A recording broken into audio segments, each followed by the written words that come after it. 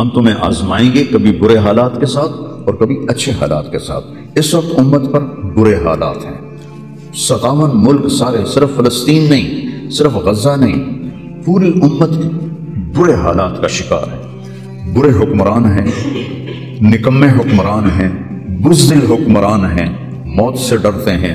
میرے نبی نے فرمایا تھا یوشک الامم ان تداع علیکم کما تداع الاکلۃ الی قصعتها، ایک دن آئے گا کہ امتیں تمہیں ایسے تقسیم کریں گی جیسے کھانا تقسیم کیا جاتا ہے۔ تو کسی نے پوچھا اب من قلۃ نحن یومئذ یا رسول اللہ، یا رسول اللہ ہم ان دنوں میں تھوڑے ہوں گے؟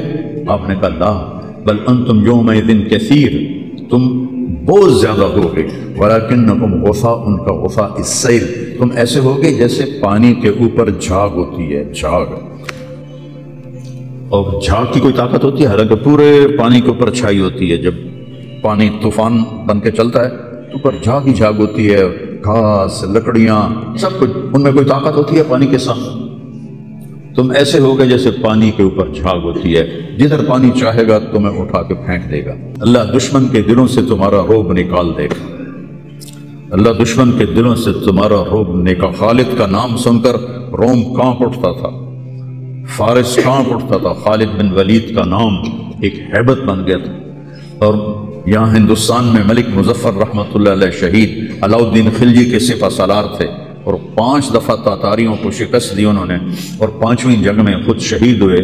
تو کسی تاتاری کا گھوڑا پانی نہیں پیتا تھا تو وہ کہتا تھا ملک مظفر کو دیکھ لیا ہے، اور بچہ سوتا نہیں تھا تاتاری کا تو ماں اس سے کہتی بلاؤں ملک مظفر کو، بلاؤں ملک مظفر کو۔ یہ تو ہمارے ہندوستان کی تاریخ بتا رہا ہوں آپ کو، صحابہ کی تاریخ نہیں بتا رہا، چند سو سال پہلے کی تاریخ آپ کو بتا رہا ہوں۔ اللہ تعالیٰ نے ہیبت ڈالی تھی مسلمانوں کی، اللہ وہ رعب تمہارا نکال دے گا، اور رعب نکال کر ان کے دلوں سے تمہارا رعب نکلے گا، اور تمہارے دلوں میں کیا پڑے گا؟ وَلَا يَقْذِفَنَّ فِي قُلُوبِكُمُ الْوَهْنَ، اللہ تمہارے دلوں میں وہن ڈال دے گا۔ تو صحابہ نے پوچھا مل وہن یا رسول اللہ، یا رسول اللہ وہن کیا ہے؟ آپ نے فرمایا حب الدنیا وکراہیت الموت، دنیا سے پیار کرو گے اور موت سے ڈرو گے، موت کو برا سمجھو گے۔ سب سے بڑی مصیبت نکمے حکمران ہیں پورے 57 ملکوں کے، تو 300 سال سے ذلتوں کی چکی میں پس رہے ہیں، پس رہے ہیں، پس رہے ہیں، پس رہے ہیں۔ لیکن یہ حالات، میرے نبی نے فرمایا میری امت پہ آخرت میں بڑا عذاب نہیں ہے، میری امت کا عذاب دنیا میں ہی ہو جائے گا۔ کہا یہ وہ کیا ہے؟ کہ وہ قتل ہے، ان کا قتل ہونا ان کے گناہوں کی معافی کا ذریعہ بن جائے گا۔ اور جو ارض فلسطین ہے اللہ اسے ضائع نہیں کرے گا۔ صرف ارض فلسطین میں پہلی اللہ کی جو رحمت آئی کہ اللہ تعالیٰ نے پہلا گھر بنایا، اول بیت وضع للناس، فرشتوں کے ذریعے، وہ بیت اللہ تھا۔ اور اس کے بعد اللہ تعالیٰ نے دوسرا گھر جو دنیا میں بنایا وہ مسجد اقصی تھی، یہ بھی فرشتوں نے بنائی تھی۔ پھر 4000 نبیوں کے باپ اور میرے نبی کے باپ حضرت ابراہیم علیہ السلام فلسطین میں تشریف لائے، وہیں دفن ہوئے۔ حضرت اسحاق علیہ السلام فلسطین میں تشریف لائے، حضرت یعقوب علیہ السلام فلسطین میں تشریف لائے، حضرت موسیٰ علیہ السلام اپنی قوم کو لے کر فلسطین میں دوبارہ واپس آئے، حضرت داؤد علیہ السلام فلسطین میں آئے، حضرت سلیمان علیہ السلام فلسطین میں آئے، حضرت زکریا علیہ السلام فلسطین میں آئے، حضرت یحییٰ علیہ السلام فلسطین میں آئے، حضرت مریم علیہ السلام فلسطین میں پیدا ہوئیں، حضرت عیسیٰ علیہ السلام فلسطین میں پیدا ہوئے، یہیں سے اوپر اٹھایا آسمانوں کی طرف۔ اور میرے نبی کا جو معراج ہوا وہ بھی ارض فلسطین سے ہوا۔ سبحان الذی اسری بعبدہ لیلا من المسجد الحرام الی المسجد الاقصی، بابرکت ذات جو مسجد حرام سے مسجد اقصی لے گیا اپنے بندے کو۔ الذی بارکنا حولہ، اس خطے کو اللہ نے بابرکت فرمایا، کسی خطے کو بابرکت نہیں فرمایا، اس فلسطین کے خطے کو اللہ تعالیٰ نے بابرکت فرمایا۔ حضرت میمونہ نے پوچھا یا رسول اللہ مل قدس، یہ جو قدس ہے اس کی کوئی حقیقت تو بتلائیں۔ آپ نے کہا ارض المنشر والمحشر، یہ وہ زمین ہے جہاں پر حشر قائم ہوگا، یہ وہ زمین ہے جہاں پر حشر قائم ہوگا۔ اور جہاں یہ وہ زمین ہے، یہ تو میں اپنی طرف سے اگلی بات بتا رہا ہوں، فلسطین کی آخری جو معرکہ ہوگا دجال کا اور حضرت عیسیٰ علیہ السلام کا فلسطین میں ہو، تو لد کے مقام پر عیسیٰ علیہ السلام اور ان کا مقابلہ ہوگا عیسیٰ علیہ السلام، تو اللہ اس سرزمین کو ضائع نہیں کرے گا۔ چونکہ قیامت سے پہلے ایک ہوا چلے گی جس سے سارے اہل ایمان مر جائیں گے، ایک کلمہ گو مسلمان دنیا پہ زندہ نہیں بچے گا، صرف غیر مسلم ہوں گے، ایک بھی لا الہ الا اللہ کہنے والا نہیں ہوگا۔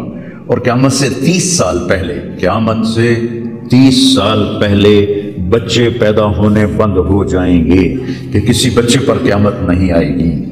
یوم تذہل کل مرضعۃ عما ارضعت، وہ ہولناکی بتانے کے لیے تشبیہ ہے، وہ یہ نہیں کہ ایسا ہو رہا ہوگا، کیونکہ بچہ تو کافر کا بھی ہو وہ معصوم ہے، مسلمان کا بھی ہو تو وہ معصوم ہے، اس لیے آپ نے کہا کہ سارے جو نابالغ مرتے ہیں وہ جس مذہب کے بھی ہیں سب جنت میں جائیں گے، چونکہ ان پر تو بھی شریعت لاگو ہی نہیں ہوئی ہے، اور سارے بچے حضرت ابراہیم علیہ السلام کے پاس چلے جاتے ہیں۔ تو حدیث پاک میں آتا ہے جتنے اہل ایمان کے بچے بالغ ہونے سے پہلے، پیدا ہونے سے لے کر 15 سال سے پہلے تک جو فوت ہو جاتے ہیں، سب حضرت ابراہیم علیہ السلام کے پاس ہوتے ہیں، ساری نسل ابراہیم علیہ السلام کے پاس، اور وہ ان کے باپ ہوتے ہیں، اور ان کے ساتھ وہ اپنی وہاں کی جنت کے مزے لیتے ہیں، پتہ نہیں کیا لیتے ہیں، مجھے تو کوئی نہیں پتا، بس آپ نے اپنے بیٹے کے بارے میں فرمایا حضرت ابراہیم رضی اللہ تعالیٰ عنہ علیہ السلام، چونکہ وہ ابھی ماں کا دودھ پیتے تھے، ان کا انتقال ہو گیا، تو آپ نے فرمایا اللہ تعالیٰ نے جنت میں ایک حور کو مقرر کر دیا ہے ابراہیم کو دودھ پلانے کے لیے، سبحان، اور کسی بچے کے بارے میں ایسی بات نہیں ہے۔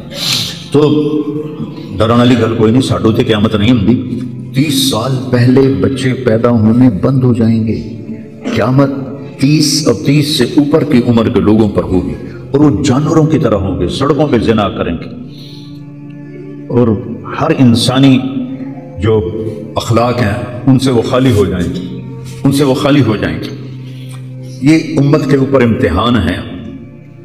کینیڈا میں ایک نوجوان خواب دیکھ رہا ہے، راونڈ کا پڑھا ہوا ہے، عالم ہے، کہ میں نے خواب دیکھا کہ غزہ کے شہداء کے بچے آسمان پر تیر رہے ہیں، اور اللہ کے نبی ہر آنے والے بچے کا استقبال فرما رہے ہیں۔ ساڑھی تو موج ہو گئی، ہمیں دیکھنے میں موت نظر آتی ہے، حقیقت میں دیکھو ایک ہوتا ہے کامیاب ہونا اور ایک ہوتا ہے فتح پانا، ایک ہوتا ہے ناکام ہونا اور ایک ہوتا ہے شکست کھانا، یہ دو الگ چیزیں ہیں۔ کامیابی الگ چیز ہے، فتح الگ چیز ہے، ناکامی الگ چیز ہے، شکست الگ چیز ہے۔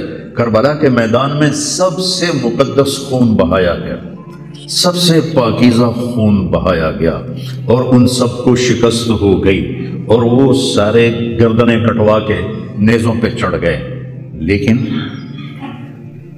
وہ ناکام نہیں ہیں، وہ کامیاب ہیں۔ انہیں شکست ہوئی ہے، انہیں ناکامی نہیں ہوئی، وہ کامیاب ہیں۔ اور شمر کا لشکر وہ فتح پایا ہے، وہ کامیاب نہیں ہے، انہوں نے فتح پائی، کامیاب نہیں۔ ابن زیاد کی گردن کٹ کے جب لائی گئی مصعب بن عمیر کے سامنے، جیسے حضرت حسین علیہ السلام کی گردن کٹی ہوئی ابن زیاد کے سامنے رکھی گئی، تو وہ ایسے منہ پہ چھڑیاں مار کر کہنے لگا میں نے ایسا خوبصورت چہرہ آج تک نہیں دیکھا۔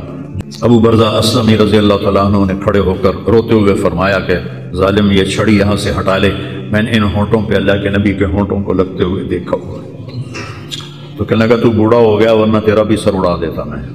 فتح پائی ابن زیاد نے لیکن ناکام ہو گیا، شکست کھائی امام حسین علیہ السلام اور ان کے 72 ساتھیوں نے، لیکن وہ کامیاب ہو گئے۔